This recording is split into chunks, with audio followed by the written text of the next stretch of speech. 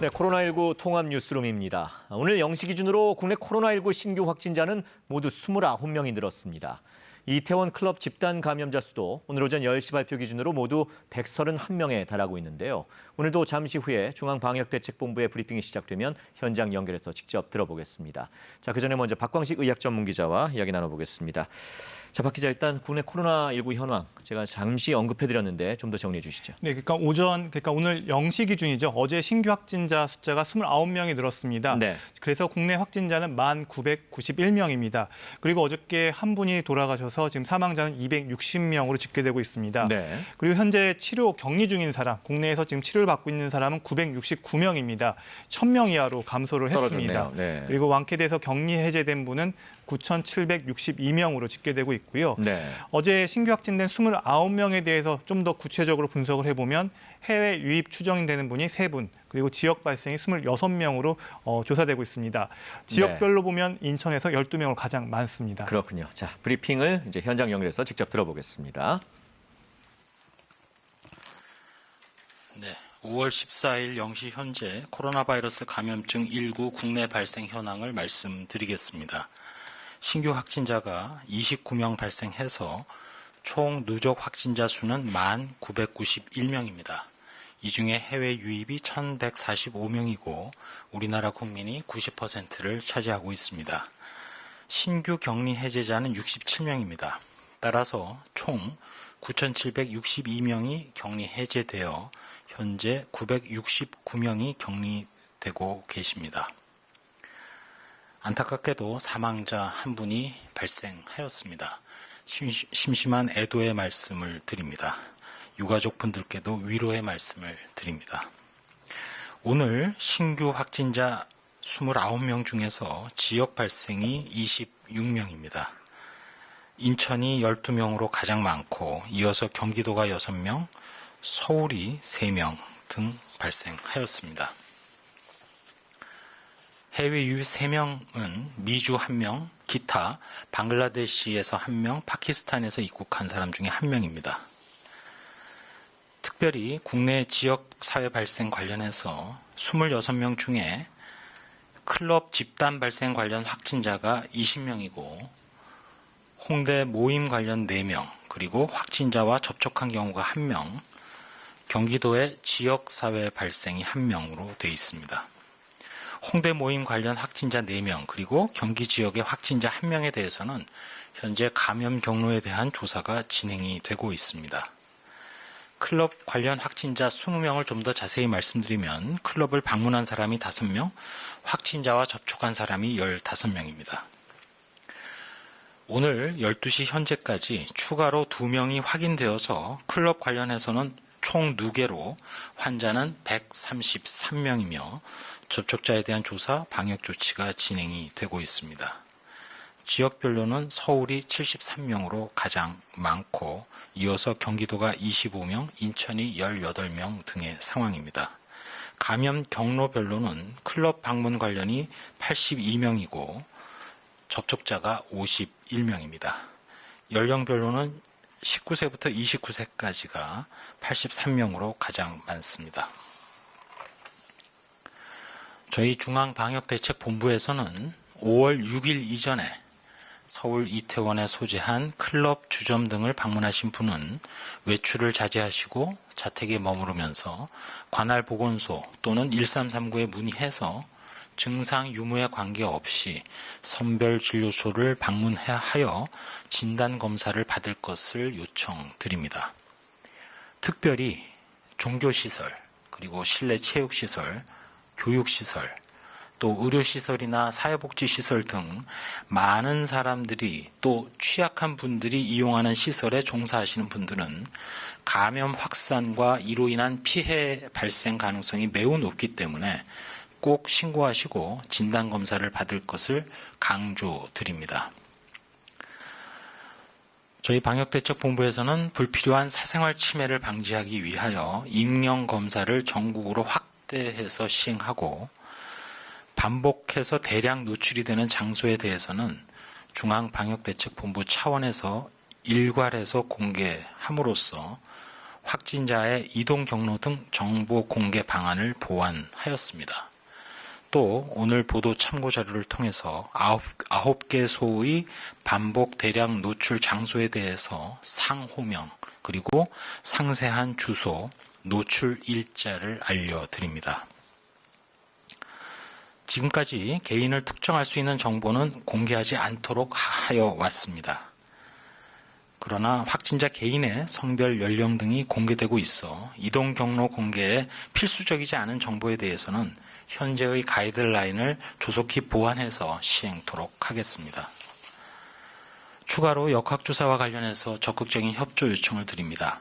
역학조사 시에 거짓으로 진술하거나 또는 고의로 사실을 누락, 은폐하는 등의 행위는 감염병 예방법에 따라서 2년 이하의 징역 또는 2천만 원 이하의 벌금에 처해질 수 있습니다. 현재 코로나19의 지역사회 발생이 증가하고 있습니다. 진단을 통한 조기 발견의 중요성을 다시금 강조드립니다. 최근 이태원 또 홍대 관련 집단 발생이 의심되는 만큼 클럽이나 주점과 같이 밀폐된 공간에서 불특정 다수와 밀접한 접촉을 한 경우에는 발열이나 호흡기 증상 등이 있을 경우 보건소 1339를 통해서 선별진료소에서 진단검사를 받는 것이 반드시 필요합니다. 전체 국민들께는 개인 방역과 관련해서 아프면 집에 머무시고 두 팔 간격의 건강거리를 두시고 손 씻기와 기침 예절 그리고 매일 2번 이상 환기와 주기적 소독 등 개인 방역 5대 기본 수칙의 준수를 다시금 부탁 올립니다. 당부 말씀드리도록 하겠습니다. 특정한 지역의 클럽에서 시작된 집단 감염이 중앙정부 그리고 지방자치단체의 방역 역량을 총집결하여 대응하고 있는 상황에서 약 일주일 정도가 진행이 되었습니다. 개인정보는 최대한 보호하면서 광범위한 검사 그리고 적극적인 역학조사가 진행되고 있습니다. 관련된 분 중에 혹시 신고나 검사를 받지 않은 분이 있다면 아직도 늦지는 않았습니다. 물론 그렇다고 해서 결코 빠른 것은 아닙니다. 지금이라도 관련되신 분들은 모두 검사를 받아야 합니다. 본인, 가족, 이웃, 나아가서 우리 공동체의 2차, 3차 피해를 막아야 하기 때문입니다. 비단 유흥시설 등뿐만 아니라 조용하게 진행되고 있는 지역사회 감염도 있기 때문에 몸이 조금이라도 이상하면 누구라도 일단 코로나19를 의심하시고 검사를 받으시기 바랍니다. 의료진 분들도 지금까지처럼 적극적인 신고를 요망드립니다. 앞서 브리핑 때도 말씀드렸습니다만 역학조사 시에는 사실대로 진술을 해주셔야 본인으로 인한 피해를 줄일 수 있고 만약 법에 따른 역학조사에서 거짓 회피, 은폐 등의 경우에는 징역형이나 벌금 또는 구상권 행사 등 우리 사회 전체의 안전을 지키기 위해서 엄정한 조치가 있을 것입니다. 우리는 지금 매우 중대한 고비에 직면해 있습니다. 그동안 사회적 거리두기로 쌓아온 코로나19의 방역망 그리고 그 유행 억제가 앞으로도 계속 유지될지 또는 좀 더 다른 조치가 필요할지의 여부를 판단할 기로에 있기도 합니다. 물론 현재 상황은 지난번 2월 말 3월 초에 걸친 코로나19의 폭발적 발생과는 분명히 차이가 있습니다. 의료기관이 적극적으로 신고해 주고 계시고 선별진료소를 통한 적극적 검사로 검사 규모도 확대되고 있고 역학 그래프 상으로 보게 되면 이태원 관련 사례 그리고 지역 사례 관련 사례에서도 조금씩 감소해 보이는 것은 사실입니다. 최대한 조기에 발견하고 추적 조사를 하는 등 조기 대응을 하고 있습니다. 그럼에도 불구하고 코로나 대응에 있어서 우리가 절대 하지 않아야 될 단어는 사실은 방심입니다. 시간이 지나면 지날수록 코로나19의 무서움을 저희 방역 당국자들도 실감하고 있습니다. 심지어 외국에서는 원인을 알 수 없는 소아 질병들이 보고된다고 하고 혈전 등이 유발되는 합병증에 대한 경고 그리고 코로나19에 대한 봉쇄를 해제하는 과정에서 독일, 중국 등에서의 집단 발생 조짐이 보도되고 있는 것도 인식하고 있습니다.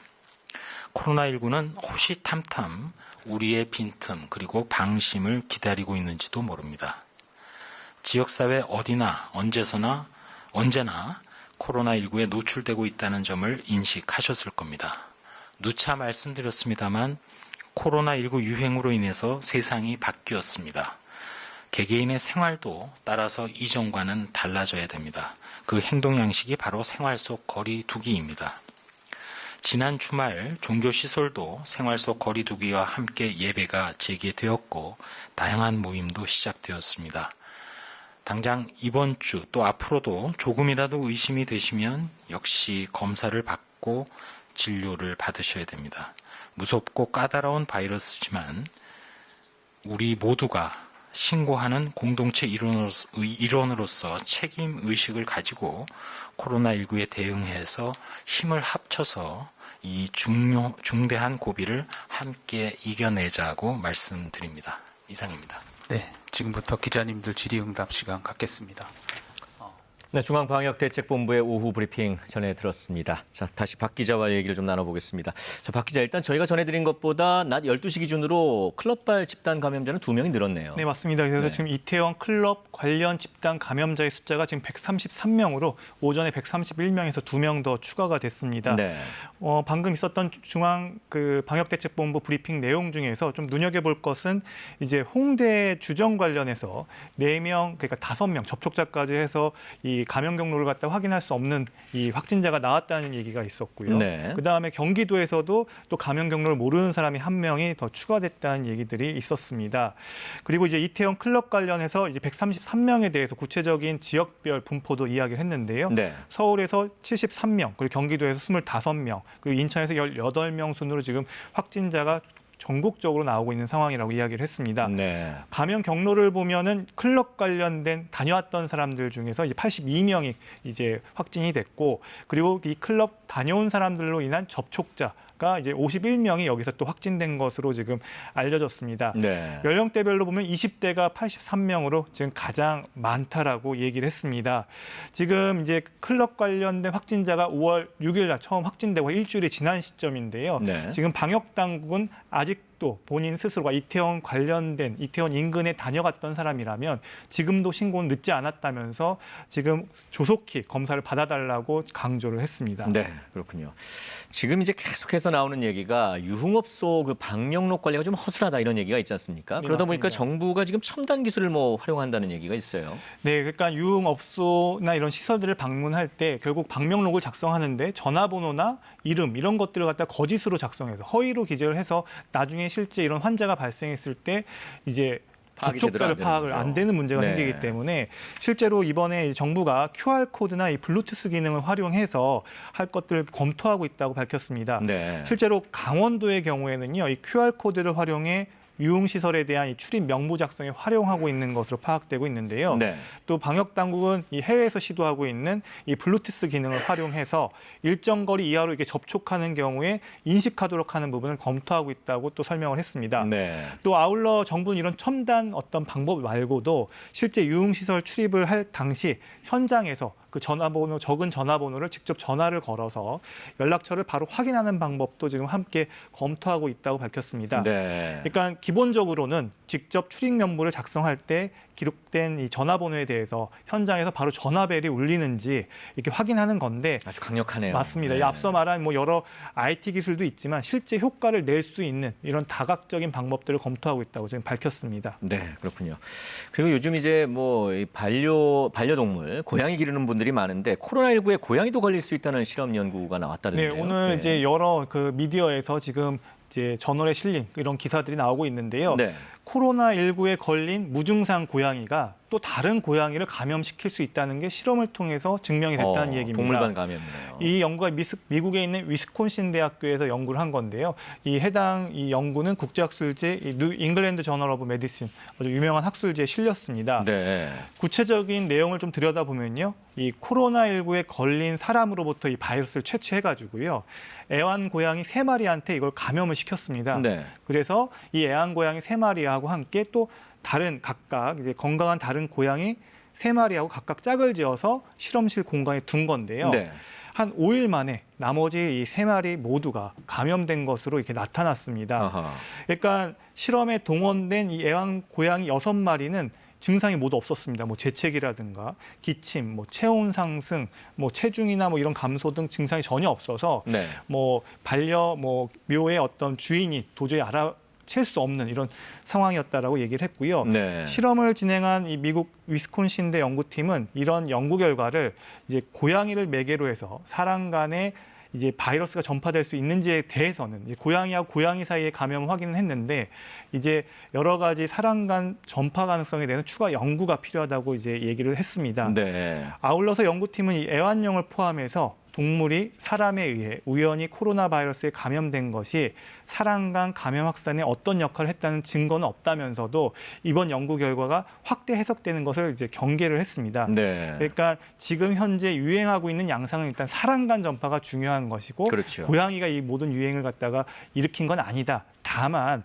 고양이에서 고양이로 전파될 수 있는 게 확인됐기 때문에 네. 조금 더 조용한 중간 숙주로 이게 고양이가 작용할 수 있어서 주의는 필요하다. 이 정도로 해석하는 것이 좋다라고 얘기를 했습니다. 그렇군요. 그리고 지금 뭐 세계보건기구가 얘기한 걸 보면은 이제 코로나19가 풍토병이 될 수도 있다. 이런 경고를 또 내놨던데. 네, 맞습니다. 이 세계보건기구가 이 코로나19 바이러스가 사라지지 않을 수 있다고 언급을 한 건데요. 네. 이 바이러스가 그러니까 우리 후천성 인체 면역 결핍증, 그러니까 에이즈죠. HIV처럼 그냥 인류와 함께 공존할 수 있다고 밝힌 겁니다. 네. 결국은 장기전에 대비해야 그러네요. 한다는 걸 강조한 건데요. 만약 백신이 개발되지 않는다면, 백신이 실패한다면 세계적으로 면역력이 충분히 생기기까지는 몇 년이 더 걸릴 수 있다라고 경고했습니다. 네. 또 아울러서 질병은 또 사라지지 않아도요. 다만 좀 희망적으로 에이즈처럼 효과적인 치료제가 개발될 수 있는 여지는 있다고 또 이야기를 했습니다. 빨리 좀 나와주길 모쪼록 바랄 따름이고요. 그나저나 뭐 이번 이태원 클럽 관련한 그 집단 감염이 이제 어디까지 갈 것이냐 이게 가장 궁금한 부분인데 지금까지의 확산 규모는 뭐 어느 정도라고 좀 보면 되겠습니까? 네, 방금 전에 이제 133명이라고 지금까지 이태원 클럽 관련된 확진자 숫자가 나왔습니다. 그렇게 네. 되면은 과거 우리 국내에서 집단 감염의 연결고리들이 있었던 것들이 몇 건들이 있었는데 큰 건들이 일단 신천지 교회 관련해서는 5천여 건이 넘습니다. 5,200여 건이 있고 그리고 그 다음 건으로는 이제 대구에 있는 제2미주병원이 그 다음으로 많고 그 다음에 이제 구로 콜센터가 한 166명 정도가 됩니다. 그러니까 지금 131명이면 한 전체 집단 감염 연결고리로 보면 한 4위 정도 되는 규모인데요. 네. 앞으로 전국적으로 소규모 이태원 클럽발 감염 수는 더 늘어날 것으로 보여서 네. 아마 이 구로 콜센터 감염의 숫자 166명보다는 조금 더 늘어날 가능성이 많다 이렇게 볼 수가 있겠습니다. 네. 다만 앞서 이 브리핑에서도 얘기는 나왔는데 이제 대구 신천지 때처럼 아주 폭발적인 환자의 증가는 보이지 않는다. 다만 그래프상으로 보면은 그래도 좀 감소 추세에는 있다라고 언급을 했습니다. 지금 네. 방역 당국이요. 왜냐하면 예전과 달리 지금은 이제 사회적 거리두기를 하고 있는 시점이고 네. 아무래도 사람들 간에 뭐 2차, 3차 전파가 일어나려면 사람들이 무방비 상태로 있어야 되는데 뭐 기침 예절이나 손 씻기를 잘하고 있고 또 마스크를 쓴 경우도 많아서 이 2차에서 3차로 넘어가는 더 폭발적으로 늘어나는 감염의 이런 유행의 행태는 보이지 않을 것이라고 조심스럽게 전망은 했습니다. 그렇군요. 어쨌든 뭐 앞으로 고비는 한 일주일 정도다 이렇게 보면 될까요? 어떻습니까? 네, 일단은 지금 앞으로 일주일 고비로 보시는 게 맞습니다. 이제 5월 6일 처음 확진자가 나오고 나서 사실은 잠복기 일주일 정도 이내에 증상이 가장 많이 발생한다고 합니다. 그러니까 네. 일주일이 된 시점 5월 13일, 14일 벌써 지금 일주일은 지났는데요. 이제 앞으로 최장 잠복기까지 14일이니까 앞으로 일주일 이 기간 동안에 얼마나 많은 환자를 찾아내서 조기에 격리할 것인지가 지금 아마 핵심입니다. 네. 더군다나 아울러서 이제 2차에서 3차로 전파되는 그 잠복기는 또 이제 일주일이 또 시작인 거거든요. 그렇겠죠. 그렇기 때문에 앞으로 1차에서 2차로 전파된 이태원 클럽 관련된 사람이 지인들을 통해서 전파하는 것 외에 그 지인들이 또 전파하는 전파하고. 양상 그것들을 얼마나 빨리 찾아내고 차단하는 거가 이제 앞으로의 유행을 확산을 차단하는 핵심 방역 지침이라고 생각이 됩니다. 네, 알겠습니다. 자, 박광식 기자 수고하셨습니다. 서울 이태원 클럽을 다녀온 뒤 코로나19에 감염된 학원 강사와 관련해서 확진자가 더 늘었습니다. 추가 확진자는 이 학원 강사가 강의했던 학원에 다니는 고3 학생과 그 학생의 어머니 그리고 그 학생의 친구인 걸로 확인됐습니다. 박효인 기자가 보도합니다. 서울 이태원 클럽에 다녀온 뒤 코로나19에 감염된 학원 강사 25살 A씨에 의한 추가 감염이 잇따르고 있습니다. 인천시는 A씨가 수업을 하는 학원에 다니는 고등학교 3학년 18살 B군에 대한 검체 검사 결과 코로나19 확진 판정을 받았다고 밝혔습니다. B군의 어머니 42살 C씨도 양성으로 확인됐습니다. 또 B군과 같은 학교에 다니는 18살 D군도 확진 판정을 받았습니다. 이로써 A씨와 관련한 코로나19 확진자는 모두 14명으로 늘었습니다. 조사 결과 B군은 지난 4일 해당 강사의 수업을 들었고 11일에도 학원에 갔던 것으로 확인됐습니다. 현재 B군과 어머니 C씨는 인천의료원의 격리병상에 입원 조처됐고 검사 결과 음성으로 나온 다른 가족 2명은 자가 격리됐습니다. 또 다른 접촉자에 대해서도 검체 검사와 자가 격리가 이루어졌습니다. 인천시는 이들의 거주지와 주변에 대해 방역을 하고 동선을 파악하는 등 추가 역학조사를 하고 있습니다. 어제부터 추가 확진자가 방문한 교회의 신도와 학생들을 대상으로 검사가 진행 중인 가운데 검사를 받은 1,300여 명 가운데 480여 명은 음성으로 확인됐습니다. 인천시는 오늘도 추가 검사를 이어가는 한편 이태원 클럽 집단 감염과 관련해 의심이 되는 경우 자진해서 검사를 받고 대인 접촉을 하지 말라고 요청했습니다. KBS 뉴스 박효인입니다. 서울에서도 코인 노래방을 통한 이태원 클럽발 3차 감염 사례가 나왔습니다. 또 마포구 주점에서는 이태원 클럽이나 해외를 방문한 이력이 없는 손님이 잇따라 확진돼 방역 당국이 긴장하고 있습니다. 김진화 기자입니다. 서울 도봉구에서 그제 확진 판정을 받은 18살 남성은 이태원 클럽 관련 3차 감염 사례로 추정됩니다. 이 환자는 이달 7일 코인 노래방을 방문한 뒤 발열 증상이 나타났습니다. 방역당국 조사 결과 이 코인 노래방에는 이태원 클럽 확진자와 접촉한 감염자가 같은 시간대에 방문했던 것으로 확인됐습니다. 또 이태원 클럽이 아닌 서울 서대문구와 마포구 주점 등에서도 확진자가 나오고 있습니다. 이태원 클럽을 방문했다가 서대문구 주점을 찾은 외국인 3명이 확진된 뒤 비슷한 시기에 해당 주점을 방문한 20대 남성까지 모두 4명이 확진 판정을 받았습니다. 서울시는 해당 주점 카드 결제 내역을 조회해 접촉자 199명에 대한 검사를 완료하고 전원 자가격리 조치했다고 밝혔습니다. 또 마포구 소재 주점에서는 그제 최초 확진자가 나온 뒤 일행 4명도 추가 확진을 받았습니다. 이들은 이태원 클럽이나 해외 방문 이력이 없어 감염 경로가 현재로선 오리무중입니다. 아울러 클럽 방문 확진자들이 낙원동과 익선동 주점 등을 공통적으로 방문한 것으로 확인되면서 방역당국은 종로구 일대 주점도 예의주시하고 있습니다. 한편 서울시는 오늘 0시 기준 이태원 클럽과 관련해 총 2만 143명이 검사를 받았다고 밝혔습니다. 익명 검사를 도입한 이후 검사 건수가 평소보다 8배 늘었습니다. 서울시는 익명 검사자 중에서도 확진 판정을 받는 경우가 나오고 있지만 확진자 정보의 익명 검사 여부를 밝히지는 않을 방침입니다. 서울시는 검사 명령을 이미 내렸기 때문에 검사는 권고가 아닌 의무라고 강조했습니다. 이태원 클럽 방문자 가운데 검사를 받지 않은 사람에게는 추후에 200만 원 이하의 벌금이 부과될 수 있습니다. KBS 뉴스 김진아입니다. 네, 앞서 전해드린 것처럼 이태원 클럽발 감염의 영향으로 코로나19 확진자 수도 계속해서 증가세를 이어가고 있습니다. 각 지자체들은 이태원 클럽발 감염 확산을 막기 위해서 유흥시설 집합 금지 등 행정명령을 추가로 내렸습니다. 보도에 김세희 기자입니다. 오늘 0시 기준으로 코로나19 확진자는 29명 늘어 누적 확진자는 1,991명이 됐습니다. 29명 가운데 20명이 이태원 클럽 관련 신규 확진자입니다. 이태원 클럽발 감염이 확산세를 보이자 각 지자체는 유흥시설 집합 금지와 대인 접촉 금지 명령을 추가로 발령했습니다. 또 지난 9일부터 경찰과 함께 방역수칙 준수 여부를 확인하기 위한 점검단을 운영하고 있습니다. 심야 시간에 클럽과 감성주점 등 유흥시설을 합동 점검한 각 지자체는 행정명령을 위반한 11곳을 고발하고 12곳을 추가로 고발할 예정입니다. 방역 당국은 4월 24일부터 5월 6일까지 이태원 클럽 등 유흥시설 방문자들에게 신분 노출과 검사 비용에 대한 걱정을 내려놓고 보건소나 1339를 통해 진단검사에 적극적으로 응해달라고 당부했습니다. 자가격리에서 무단으로 이탈했다가 적발된 사람은 384명이며 이 가운데 131명은 기소 의견으로 검찰에 송치됐습니다. 한편 대구 경북 지역에 최초로 설치된 경증 환자 격리치료시설인 생활치료센터 16곳이 4월 30일로 운영을 종료했습니다. 16개 대구 경북 생활치료센터에서 환자 3,047명이 완치 판정을 받아 격리 해제됐습니다. 그동안 의료진 720명을 포함해 모두 1,419명이 근무했고 시설 내 감염자는 1명도 나오지 않았습니다. 해외 입국 환자를 위해 설치됐던 경기국제 2생활치료센터도 입소 환자가 감소해 내일 운영을 종료하고 경기국제 1생활치료센터로 통합 운영됩니다. 방역 당국은 코로나19 확진자가 급증할 때를 대비해 생활치료센터 운영 시설과 협력 병원을 사전에 지정해 즉시 운영할 수 있는 체계를 갖출 예정입니다. KBS 뉴스 김세희입니다.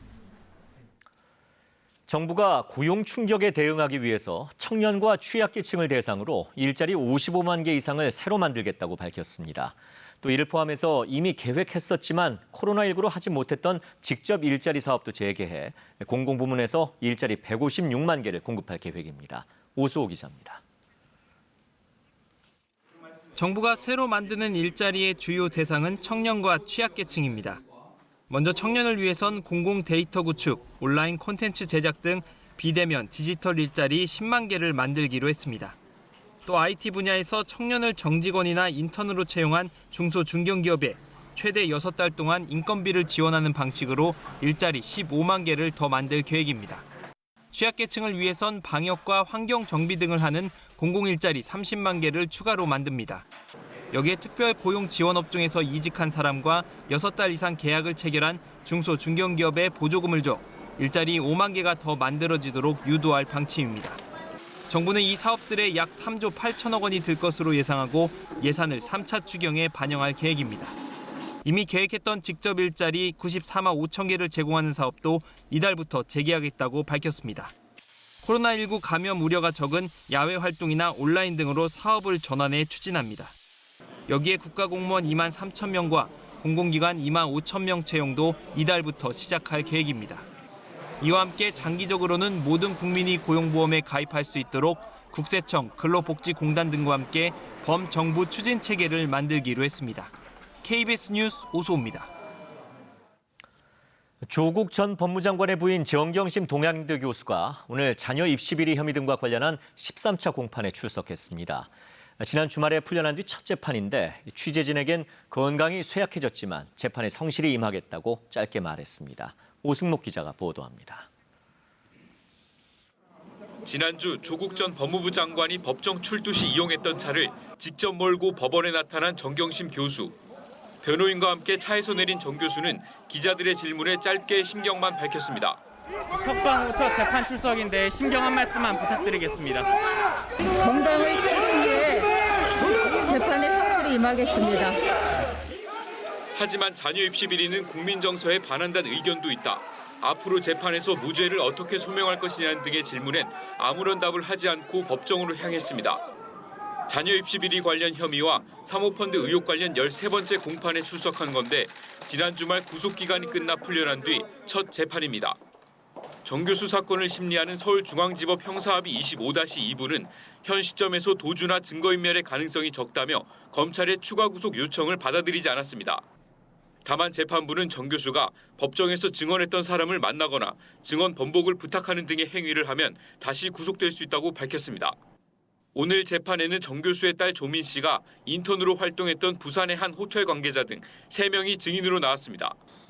서울대 공익인권법 센터장 재직 당시 허위 인턴 증명서를 작성한 의혹이 제기된 한인섭 서울대 법학전문대학원 교수도 당초 증인으로 채택됐지만 외부 행사를 이유로 어제 법원에 불출석 사유서를 제출했습니다. KBS 뉴스 오승목입니다. 텔레그램 N번방 운영자인 갓갓 문형욱이 경찰 조사에서 50여 명을 성착취했다고 진술했습니다. 오늘 열린 경찰의 중간 수사 결과를 취재기자 연결해서 자세히 들어보겠습니다. 자, 김지용 기자, 문영욱이 지금 모두 9가지의 혐의를 받고 있다면서요? 네, 그렇습니다. 경북지방경찰청은 오늘 오전 청사내에서 각각 문영욱의 중간 수사 결과를 발표했습니다. 문영욱은 텔레그램 N번방을 개설해 2018년 9월부터 올해 1월까지 미성년자의 성착취물을 제작하고 유포한 혐의 등을 포함한 모두 9가지 혐의를 조사받고 있습니다. 강간과 유사 성행위, 음란물 소지, 강요, 협박죄 등입니다. 문영욱은 SNS 등에서 자신의 노출 사진을 게시한 미성년자에게 신고가 돼 도와주겠다며 접근하거나 계정 아이디 등 개인정보를 빼앗아 피해자들을 협박해왔습니다. 신체 노출 사진부터 수위를 높여가며 성착취물을 제작하고 자신이 개설한 텔레그램에 유포했습니다. 텔레그램 N번방은 모두 12개를 만든 것으로 확인됐습니다. 문영욱은 경찰 조사에서 50여 명을 성착취했다고 진술해 경찰이 확인한 피해자 10명보다 훨씬 많은 것으로 파악됩니다.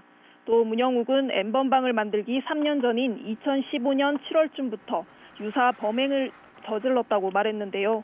경찰은 문영욱이 2017년부터 보육기관에서 사회복무요원으로 근무한 것으로 확인돼 추가 범죄에 대해서도 수사를 진행하고 있다고 밝혔습니다.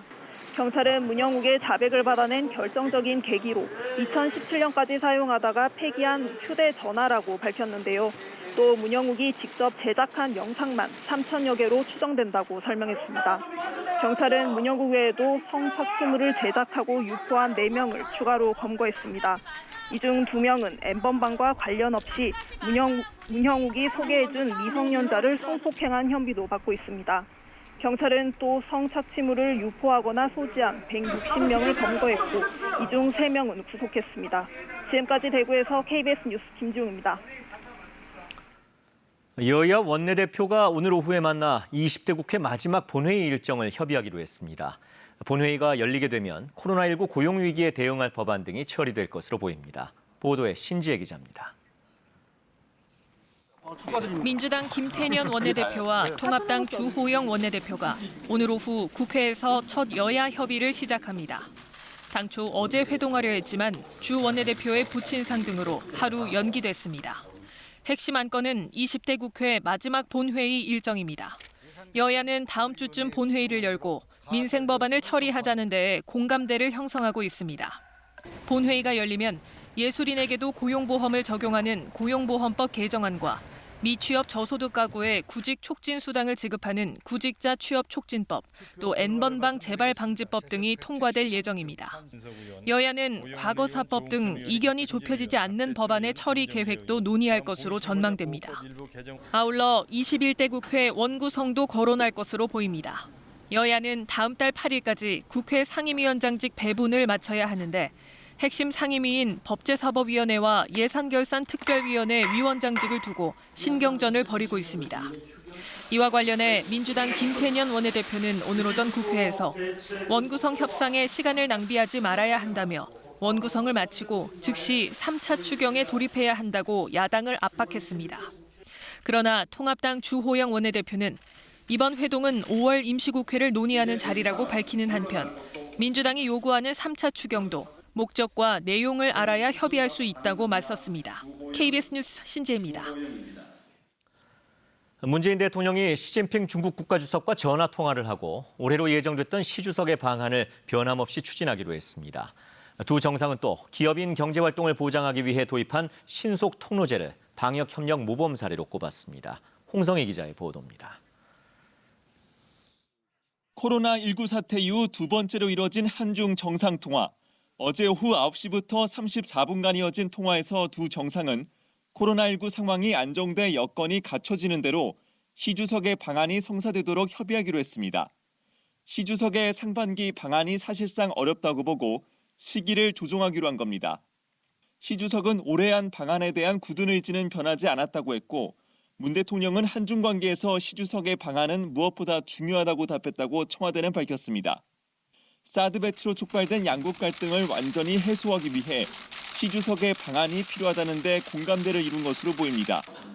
두 정상은 양국 간 코로나19 방역 협력이 효과적으로 이루어지고 있다는 데도 의견을 같이 했습니다. 특히 양국 기업인의 경제 활동을 보장하기 위해 도입한 신속 통로 제도를 모범 사례로 꼽았습니다. 지난 1일부터 시행된 신속 통로제는 출국 전후 코로나19 검사에서 음성 판정을 받으면 중국 내 의무 격리를 면제해주는 제도입니다. 청와대는 이 제도로 우리 기업 직원 200여 명이 중국 현지에서 근무 중이라고 설명했습니다.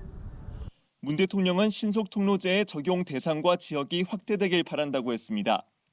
시 주석은 좋은 이웃은 금으로도 바꾸지 않는다며 지난 3년간 양국 관계가 발전한 만큼 소통과 협력을 강화하자고 했습니다. 이번 통화에서 사드 문제가 논의됐을 것이란 관측에 청와대는 전혀 언급되지 않았다고 부인했습니다. KBS 뉴스 홍성입니다.